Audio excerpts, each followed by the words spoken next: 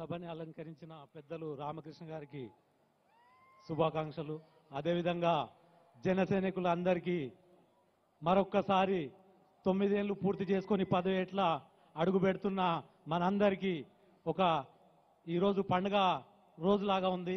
అదేవిధంగా రాబోయే రోజుల్లో 2024లో మన జనసేన అధినేత శ్రీ పవన్ కళ్యాణ్ గారిని ముఖ్యమంత్రిగా చూస్తారని నేను మీ సభాముఖంగా తెలియజేస్తున్నాను.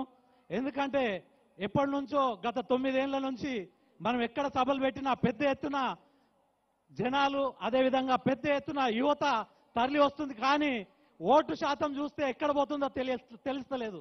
అదేవిధంగా రాబోయే రోజుల్లో ప్రతి పోలింగ్ బూత్ లో ఎక్కడ ఏ క్యాండిడేట్ ఉన్నా కానీ అది జనసేన అధ్యక్షుడు శ్రీ పవన్ కళ్యాణ్ గారే అక్కడ పోటీ చేస్తుండని చెప్పి బలంగా పనిచేస్తారని నేను కోరుకుంటున్నాను.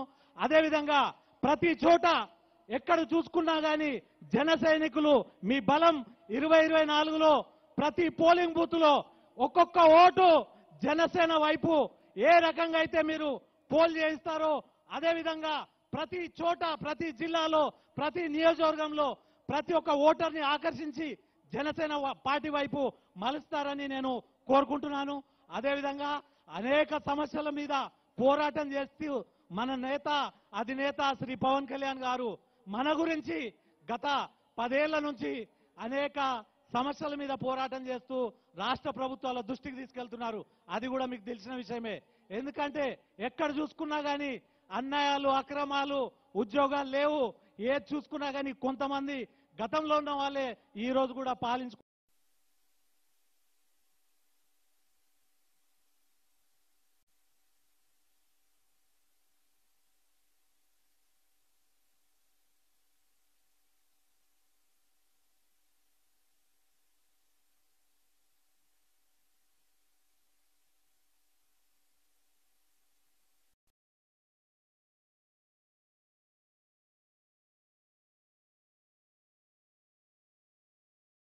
పోటీ చేయలేము.